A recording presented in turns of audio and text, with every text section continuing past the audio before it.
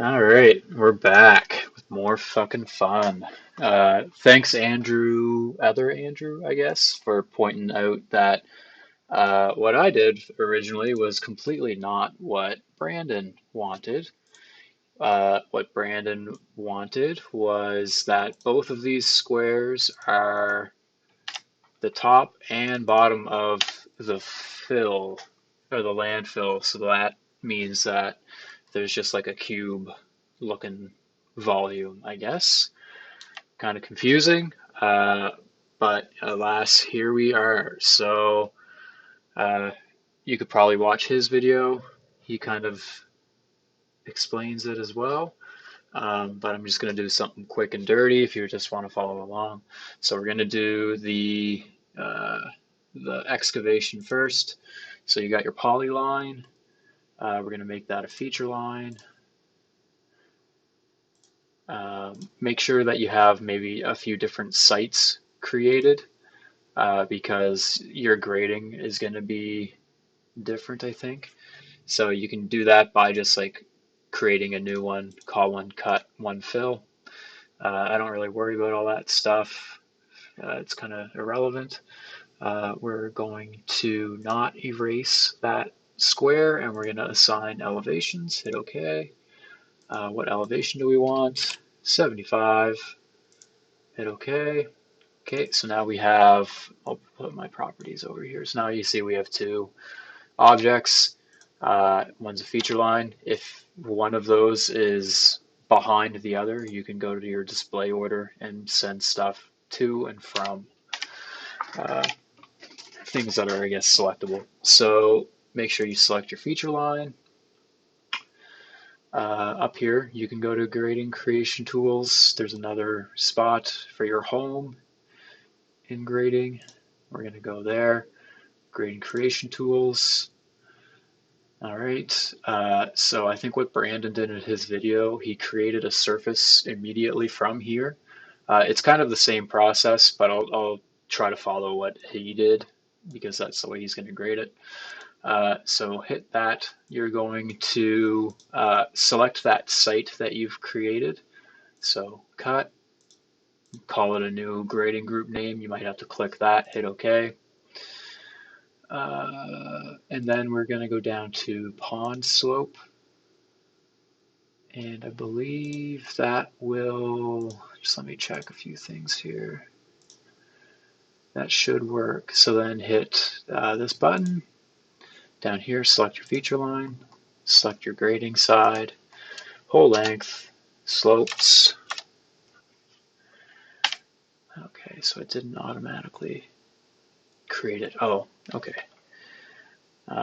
So I think what he did is he wanted it to create grading group, I think.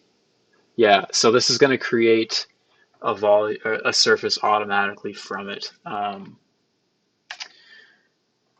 You could do it this way, kind of like what we did in the last video if you follow it along. It, honestly, it's the same fucking process. So I'm just going to do it this way, and if you don't like it, just look at Brandon's video and he does it the other way. So I'm going to call this cut. Okay. Same idea, add these as break lines. And then there's that surface. Let's just take a look at it. There it is. Looks good enough for me. And then same process as the first video, create your surface, except now it's going to be a tin volume surface.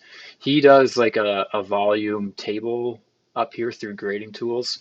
It's the same, uh, you know, it'll get you the same values. His is a little bit more complicated, which I'm sure you guys love. Uh, and then comparison surface, that's going to be the cut that we just made. Hit OK. So now we have our surface. I probably could have labeled that a bit differently, but to get the volume that we want, 130361. I think I have his values that he did for his video here.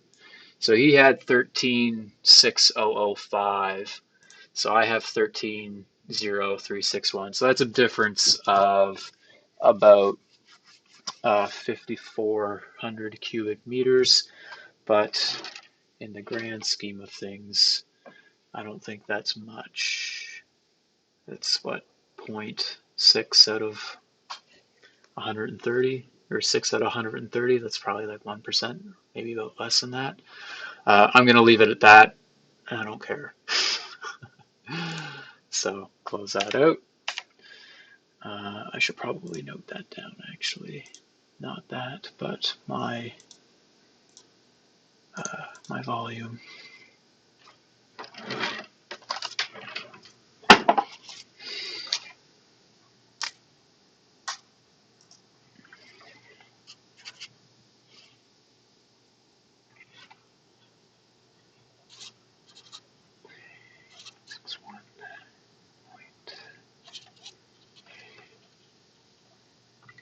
Okay, cool beans.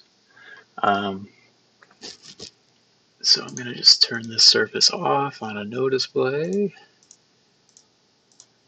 Sweet, same thing with this one. You can also do it, by the way, on this little properties. It can be a little bit quicker to just always have that open. I like to have it open, but people like to do different things. Okay, let's see. So now we're going to do the top. So I'm going to make sure that's at the bottom and make sure you're selecting your polyline again. He goes off on like a little bit of a tangent about crossing polylines. That doesn't matter if you create different grading groups. So we're going to do the same thing as last time, create your object from that. You see how it says site? Make sure that that is a different site now. And you won't have that issue of elevations getting all fucked. All right. Yeah, we'll keep that old one just in case. So this one's at 100. Okay.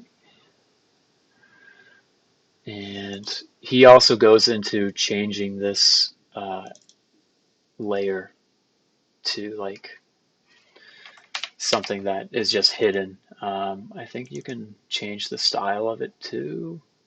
I don't think there's one here that is no display. So what I'm going to do is just chuck this on like just a random layer, and then I'm going to freeze that layer, and it's gone. You could probably do it with these side grades too. So no plot. Yeah, I know. Bam. Okay, they're out of the way. Make sure you have your 100-meter elevation contour or feature line selected again, and same thing as last time. Grading. We're going to do grading creation tools. So maybe I'll try to do it Brandon's method just to show you kind of what's different. So I believe it's called create a grading group. And this is going to automatically create your surface for you. So I'm going to call this grading group fill. It's going to automatically create a surface. You could also automatically do a volume analysis. So I'll do that too, just to kind of show you that it's similar to his process. So hit OK. This is the fill surface that you're creating. Hit OK. All right. Maybe not do it that way. It didn't really prompt for any kind of grading, did it?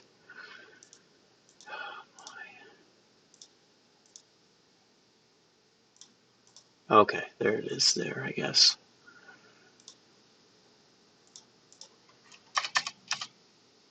Yeah, there we go. Okay, so I'm just going to undo that because I went kind of quick there. So I believe what initially it did, it created the surfaces first, but we didn't actually grade anything, as you can see. So when you do your grading, you're going to, do it as normal, except up in the top left corner here, we just created a new group called fill. You could have called it whatever. So now whenever you do your grading, it's going to automatically populate these surfaces. And this is the method that Brandon did in his tutorial video. So then you do it that way. I really don't like doing it that way, but he did it that way, and it's good to show you both ways, I suppose. So let's just make sure. Oh, another thing I just forgot in the grading. So if you click this square here, he does an infill area. So I'll show you kind of what happens if you don't do that. So if you go to your object viewer, this is before you do the infill. You see how there's just like a void space there. Putting that infill gets rid of that void space, like so. And now I'll show you. You see how now it's flat. So that if you don't do that, that will affect your grading calculation. So that should be, I think, it. He goes to another area to look for his volume. I believe it's the volume dashboard here. Let's see. I think he populates it here. I wonder if that will show up. Nope. Okay.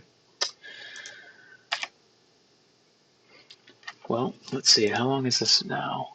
This video is at about 10 minutes, so I don't want to spend too much time doing it. But as like his method, if you, let's see, I guess, I don't know. I just don't like his method personally. I think it's cumbersome and extra complicated, overly complicated for what we're doing in this course. Because like you have your surface called your fill, and then I guess what we'll do is I'm just going to delete that old surface, that old volume surface that I created way back. I know that this is kind of confusing, and I apologize. I probably could have done this a little bit smoothly, or smoother, I suppose. So if we're going to do it Brandon's method, we're going to click on our volume dashboard, which is what he did. And up here, you see how there's like a little place that you can do your volume, create new volume surface. It's literally identical to just going here, create surface, and like you'll see that it's the same kind of prompt, right? But alas, this is what he wants. So existing grade, and then comparison is going to be that fill volume that we selected. And now I think 288,793 is the fill that we got, and 284,463 is the fill that he got from his calculation. So, you know, like the thing that affects this the most is how you build your existing grade, and like it's not going to be identical. Like you're going to get slightly different values as well. And it's just the way that like surfaces triangulate between points. Sometimes it'll go left or versus other times it'll go right. And then that difference in triangulation is what's going to cause discrepancies. But for the purpose of what he wants, I think that's sufficient. I don't know how strict Paul is going to be. He might be super anal about it. He might not be. Who knows? But that's kind of the Brandon method. And if you don't like that method, I'm going to completely redo it and show you kind of how I like doing it. And it might be a little bit easier to, or well, I'll let you decide that, but I'm going to just completely delete everything. We're going to start from scratch with the fill, and I'll show you how I like to do it. And I think it's a little bit quicker. So kind of the same idea. You still have to make sure that the grading group isn't the same. If it's the same, then it's going to fuck up the excavation thing that we did prior to this. So, you know, same idea with the grading, you know, click your feature line, click your side, whole length, slope, slope, slope. So now that you have your grade, there's a feature line there, there's a feature line there. we're going to create a surface. You don't have to have these selected, by the way. You're going to have to select them later. So you can create your surface, call it, what was it, fill? Sure. Bam, definition, break lines, add. If you can do this different ways. You can select the break lines that you need, or you can not select them, do that.